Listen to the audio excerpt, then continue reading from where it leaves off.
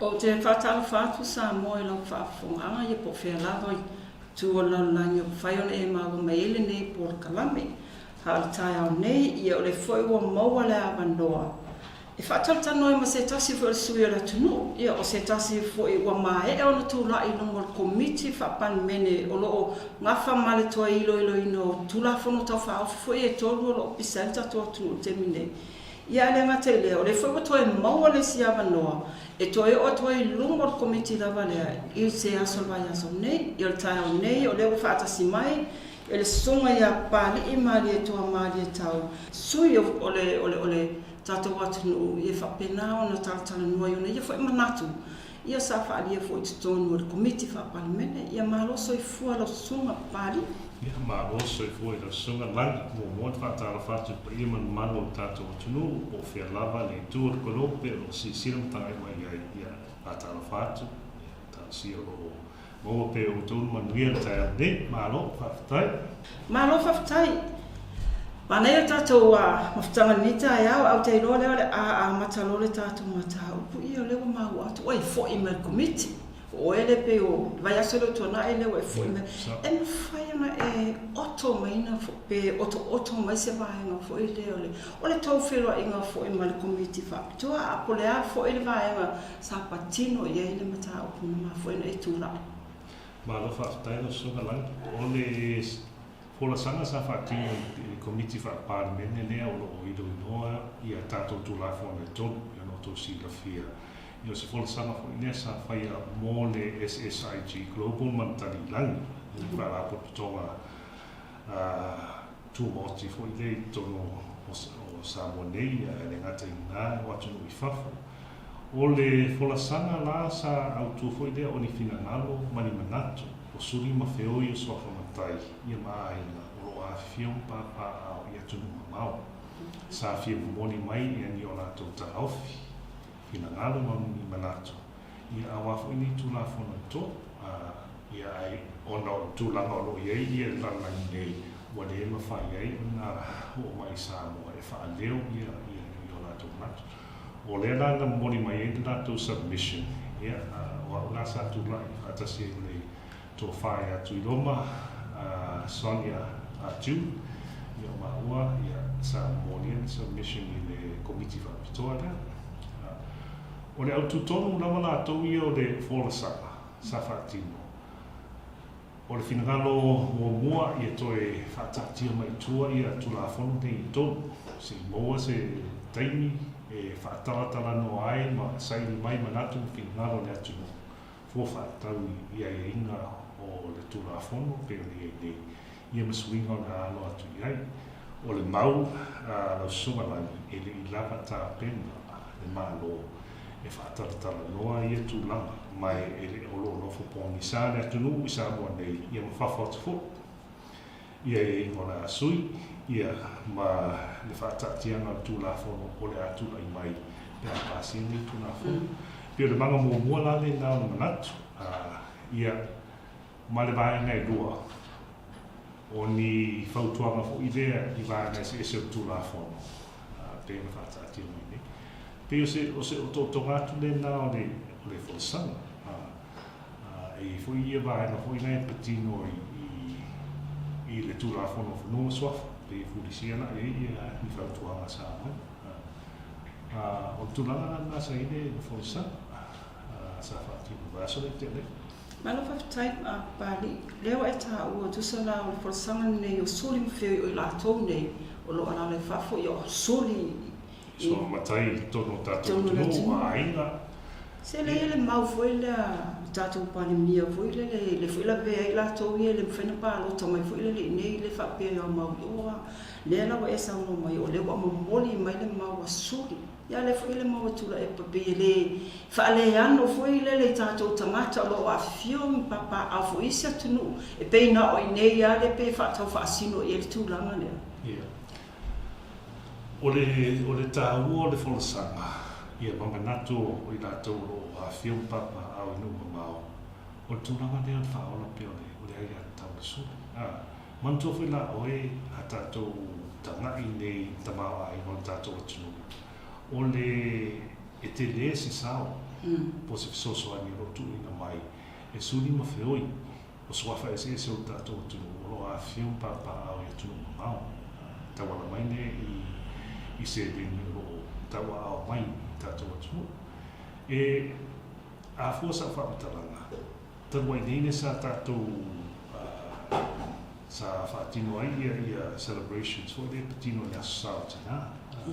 Ia masa wa ai pea ia le umio laina fo i whare Talamua i tose lini po the Western Union, po the Pacific Way Money Transfer tu na whapena. No winga, tina lawana nofo le sudi ia tunu mamao. Ala te patau rai mai la mai lona whaasino mama. Mama woni mai lona alana fesosoani i ai nono i ni Samoa. O ele o ielas tu langa foi de fa pe lai ta fa fa. O lai na lubue ina ola la to i sila. Ola foi ai ni Samoa. O se ngā ruenga whaina tā fui ne. O ai ne ngate wa ai la to i atunu ma. Ai tau fesosoani mai foi ai tātou le no whatu ni Samoa. Pio le ngana la na sa moni e le fola sanga i le afionga i le taitaifono. Ia, hape foi mana miti le aso nea.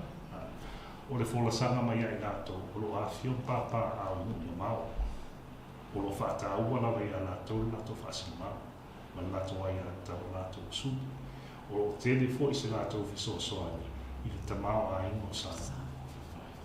So no winga la po fea lava e nofo ai i le suli, o le suli a o le suli. Ia a tātou te pataula i le aano ma le whaawai o tātou panganu, whaasamo.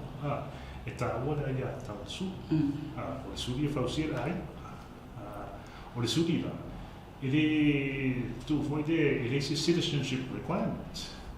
E whanau mai a o le suri le ai na Samoa. O tu langa tā, o whea te no foi. I mo ai a tu langa na o le suri. Mai no whaftai. Le lawa i lunga komiti.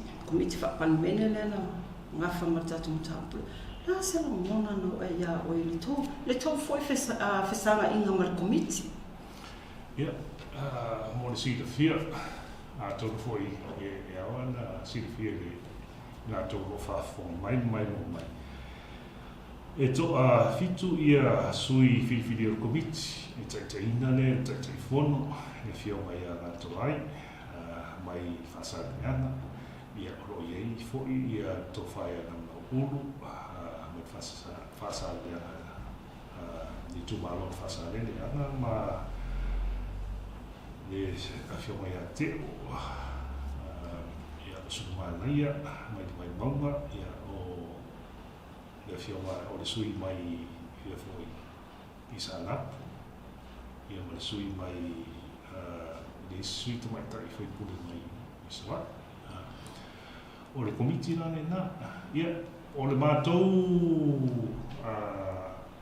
wha tatanoa peo se tatanoa fo i lea i matau nei e peo se conversation fo i lea tu atu manatu tu mai nia na tu whina peo tu lana na Le lai fōringa mai na mana i sto whela inga le e se mei lai na isi fo i tangate no mua atu pesa wharamina tu i wawa o mai tuna le mau atu mana i ato tani noa man whaatino.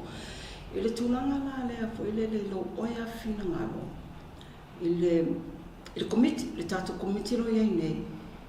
O iei se kupolenga fo i le ia te oe ono be ono ta ia be influence ia tatou suine o community mai le tele malana no ai o famtalanga po sa no foi la fionga palimia ia le wa no mo televise o newspaper malitio ese po le mai ate o iletu o le tataro la bala to ia tu compare tu tasiri o fa foi no agora committee fa pane e te taula na li poti le komiti i le Papalii Malietau i anato mana na whaatino o tūlanga la pana e tamu me ai se isi tūlanga o te lido ai se isi tūlanga e leo li poti sao i Papalii mane Papalii ia loronga na o so polo pa pui fo i le va tafatoru le sapi ni tato o tato se atunu fo le ku le lalo ai na whaatino klasi tawhatoru leo le executive, judiciary, man parliament. O la ua ia te taro, ia tu mau pēr la tō tū tas. Ia whaatino pēr la tō ngā ruela, i se tū langa ho i lea. E le ono ni matai te i ai lo la tō whina ngaro, i mi whaamata langa ho i lea o whai atu i tū.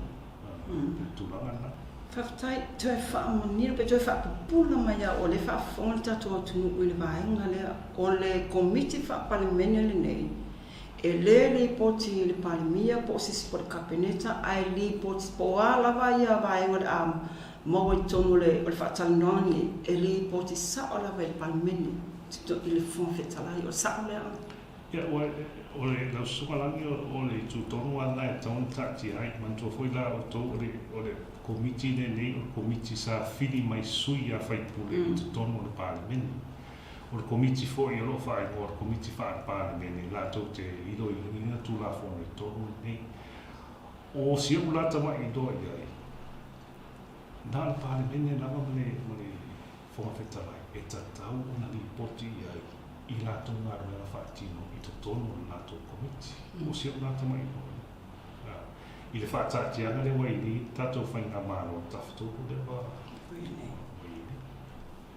A la tūlang pole pe a whaapea, wa alon wa, toi titi aso umali poti ngai o il palimia, wa pe foilele wa preach le la tau wa fwine, le la tau wa matawhai o tonu e taun li poti, tūlang whale tūlang whono.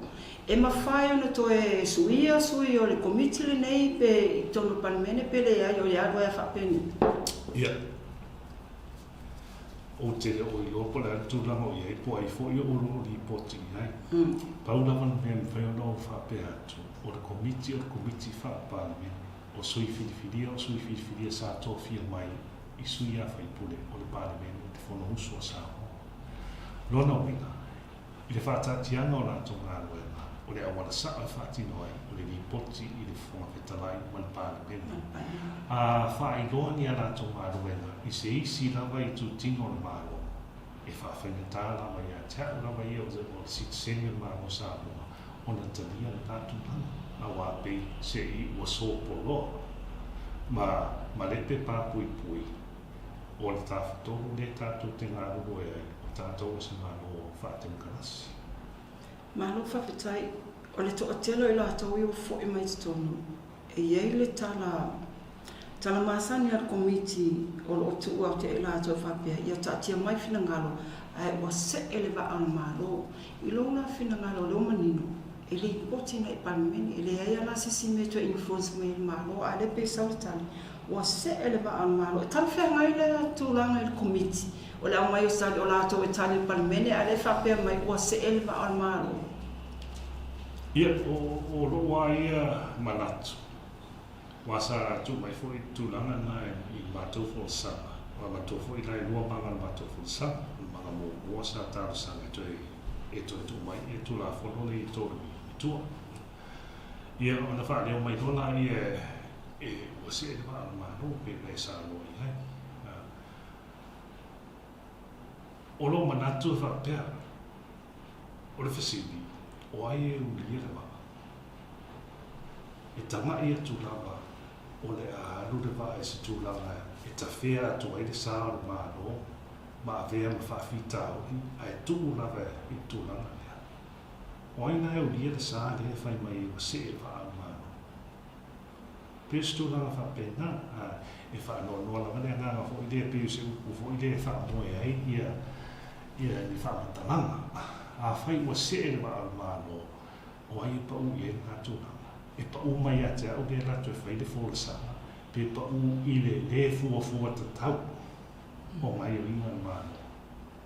Pese i o whasini ngai tū lai mea te, a whai o se ele waa māno, o ai sa au lia le waa lea.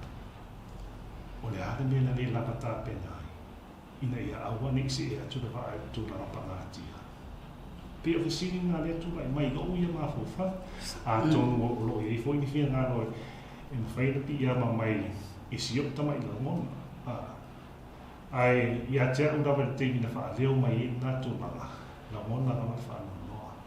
Awa, lea sa whai atu te whora sama, ma se whau tuanga, e tue tātia mai tua, ia i tū nā whora le tō. Ai o le tari, ma se e te sa ma whaintatine nā te Vietna tūlanga whaidea. Awai, o rea sa atu e whaise fōra sama, ina ia sa o fia o mātou manatu. Ina māu ne manapāne, o lo iei mātou sui whiriwhiri. Malo whaftai, o leo a sa noa le palemia, o le whangasolonga leo whaatino nei le komiti whapitoa, ia o le consultation po whaatanonga leo le process leo a mata le tenu nei, ia le foi la ua ia le manatu le komiti a mae aina ia pia, ia o na ngai le tua inu tua, ia whape foi le moti tele i sanafani. Nā ta ua o pei o se mea na le whaamoe ai o le atunu. I longa ana ana mona, o le process lo whaatino nei po consultation po tala whaatanoanga le whaatino nei, le whaatino se teimi wa pe wa tuai, wa tuai o le whaatino lela i le tōtō tangu tue tu mai tua. O le tūlanga lena saunua e whape se me whaamoe e la tunu. I loa la manatu, whaamatala o whaamaoni po pe o tala whea ngai le ngaruenga le whaatino le teimi nei o le toa ao mai o leo le atunu. Pe o na o se whaafōlinga foi lele i a tau toi le tunu o leo o umo na whaatino le tango. Ia, ma no whaftai. O le, nā le, toi whaapopo atu, o le winga la whaamatawa ka pe o se mea whaamoe mai. E leo nā tunu le sa na i la tau, pe o se mea sa whaamoe mai, i la mātou i tū. Ia. A whai o se saunoanga lea sa whaapofonga i nei le tele o for sala sa tu i la tu lunga komiti. Ia tonu e la o tisira mātou i la mona la ia. Ai pe o tūlanga na. E le tūlanga o lau whasili. O laua ia, o loa ia i loa ia i. E se tūlanga o consultations. E se tūlanga o parliamentary select committee. Mai e se fui o la tau ia tau mu. A tātou aro loa le whaatino ina o public consultations. Lona winga, o lae au mai whina ngaro le atuno, e whausi ai se tū la whonu. E se la tūlanga nā mai select committee process, ua mai a pāsia whaalua le pārimini. O lae tau mawhai, e whaalere ia tini tū la whonu, i nona tātianga le wai ei ni. Lona winga i lau ai mai, e se mau atu nanga ni. Peo tūlanga le o tātou iai, o le tū la whonu, le ua mai. Tātou te rei lopo ai e ngon tū la whanu mō wai le ese public consultation sa whaia. A le ua mai a tātou, i an whapea mai nā ia a watu i a tātou manatu fo i le whaan le a tiri ai. Lono winga, ia, tū langa fo i nā le tātou te rei lope e sa whia o tātou manatu. Mani whina ngāra whaalia. I te tonu ni siwinga fo i le ora mai tonu tū la whanu pe a watu e whaitau non whaitau no whaato. Tātou. Alua wala ia le whaatinonga o le tanonga le o le submissions o fole le whaafonga ina fo iau le committee o submissions e tu atu tangata tasi e whape whi whala potu putonga ese. O le aia la wa le mea ia le mo li mauni se o lato e pāsia le tū la whono e pau le tū langa fo i leo lai e mawalunga o lato whina ngalo. Ia mawhai o nā o ngā niso whautuanga fo i le leo tu ina atu e suita e tasi po whala potu putonga fo. So whina ngalo le tu e ona pāsia le tu salava pe watu whautuanga ia ai wa lewa e fo i mei lunga komiti. Ila o fo i sila ia. Ia, o whautuanga sa tu i nei ai. Ia, sa tani le dei mai langa komiti nā tōni i whautuanga o manani ai. Ai wha, tua nama nātou tani mai i se mātou whaasea. I tūlanga leo lo tātia mai tōtong tūla whanau swafa. Le whaafaimu mera ino le awhainu o sao tono mai. Mai sa tani manino mai nawa komiti o le ato ino ilo mtu tanga e toto i le tūlanga na. Mai i lava tantunonga o lai ua whaafonga mai le komiti i le ngata i le mau satu i nātu. Ma le fōsanga satu i nātu o mātou tū. A o le tēdo isi fōsanga. Olo hanga i tonu atu nana ne, wa apa tonu mai le māno i tonu o whiwhiwinga. A ina taitasi. Ma le whaafo i ino a ina taitasi. E matūranga fo i o i ngā tō e whiwhiwinga o nā tōsa. e se tūranga ngā o whapore ina i tō te ro o atunu. O la sa no mani no mai ia le komiti o la to e tangai ma to e sisi to i tuna lea. Ta lo sia na e o la mai si e ni suinga ona fautuanga i entu ina tu lea. Ta lo sia wai i te nei ta to te le don na tu se ia vanga na o tu la i te fono i tono para meni. Ia ma fa na mai ni suinga na tu mai tu na fono i to. Ma no tapai. Se banga nā i sisi vai mo te nuna wala tanga te whai ura tā mata upopo i sisi vai e ngori tūra whona ni e tōroro e whia sa munua i ai. O te tūranga ngā tōia lau sunga langi i la u mai atu i ai. I le tūra whona i ei e vai ngā tūra whona fo ia o whai mo i nau o vai ngai whaasao mai ai i a tūranga sa i tūra whona mo i no whaperetania savings provisions. O tu la fono na fono so fa le ana i la uia fa Talamua. E mata watu i savings provisions o tu la fono so fa. I te uia se va nga o fa pe mai ai e ma fai ona fa saunda. Ma fa o la na pe. Fai mo mai au na fa tino. Pe fo mai na fo i fa so fa. O se tu la na e fa por i nai no ni tangata. O se matai Samoa, o se kia kon, o se suri fo. I e la whana. E wha poreina la no manatu lana. O no te tele o wha masinonga i tūtino ese o ni tangata. Sa wha tino de vāre o de tau sawa fo ia au pūrea tātou mano nusi. Whātaitai. Ia o whamasinonga soafa Malietoa, ta siva tōru ni male na whongai le whae mana.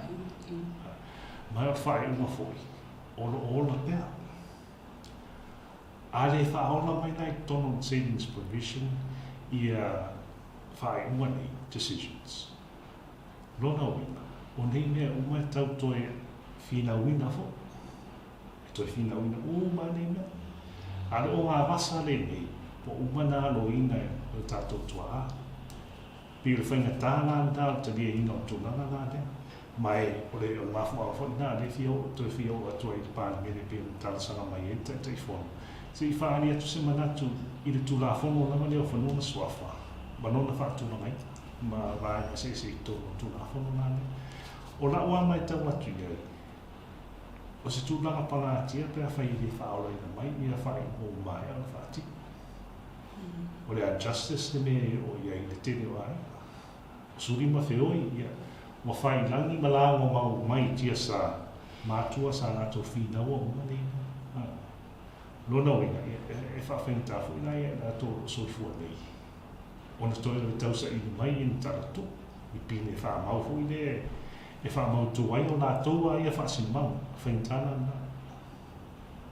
Malo ka fitai, tā ua i alma tā ukulewa i rā ngā a Papalii.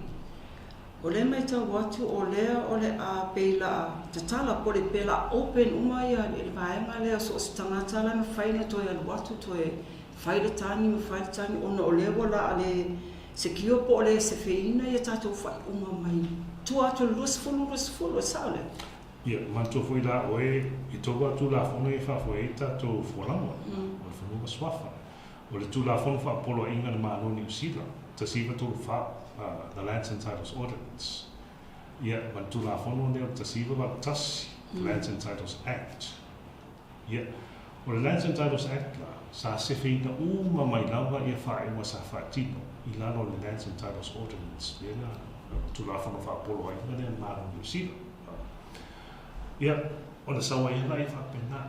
I reo i nā stūlanga whapena i lau wai i lano tātou tū la whona le fōfō mai. Mai se tūlanga pangatia nā tūlanga nā tātou o iei.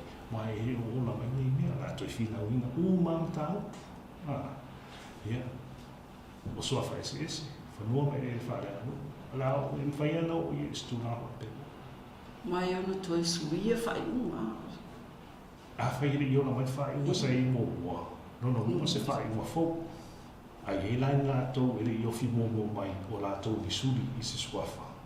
ia tonga le apa mo le Lava no la le fen to te tanga. to tana mai ia e man to foi la o me nei sa fina mo tato matua ma fa pe mai la lo ai ingo tu la fono lo ia nei ua ta mau ua fai a le ni la to tana to pe a fai le ai se va ingo tu la fono pe le fo nei tu la fono to fa fi no so fa o lo ma fai nei fa sa fi mai ia fa Ala so o le mata pula le a e to la e no me la stofi. o le stofi e patino la per forza ai le tu la fono no so fa ia mo no ai ese Vai se. La bia la mal vai na le e la ma. o le vaenga la le te fia tautala au i ia i no mo le telefono o komiti ma fa manino ia e te tau lava o le fa sa fia mai ia tulala ia o fa i o mai a fati il temi nei fa un mo i tono tu la fono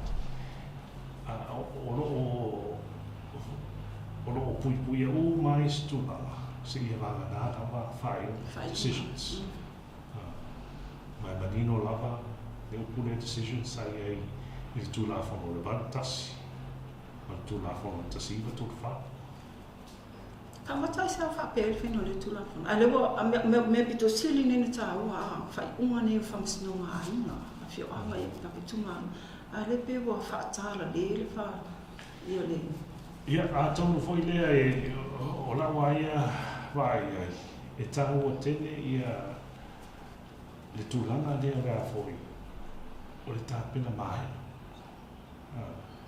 e tūlanga foi le tāpena mai e tusino tūlafo e tāu foi o na sira fia manino e lero tusia tūlafono ia tūlanga e se so o le whaatino ino ngā ngāwhano sofa e tau foi tana noia i lato o atu tai munu whaanua lato tau o te re mai rona a whai i mene o consultations e ei lava le ripoti foi le tu ina mai e na tāna wenga po ai ia na whafsota na tala noa ia po ai tāta no atu consultation e whainga tāna ia tātou i roa nā tūranga temi nei wai rei whai no consultations le rā whamai nā whātino tūranga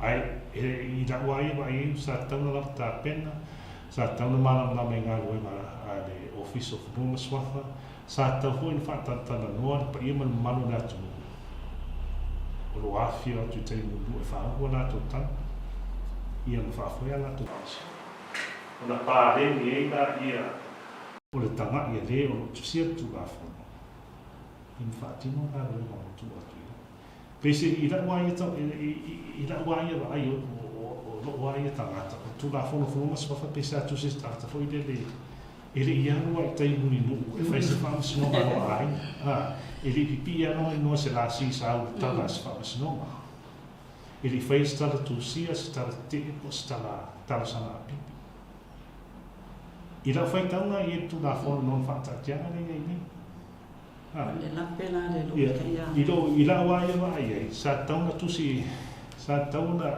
fa la wai tele de tanga an tanga to tusi tu la fo ma se di mai ni mau se ese e fa le ya ti tu la fo no so fa ta tu la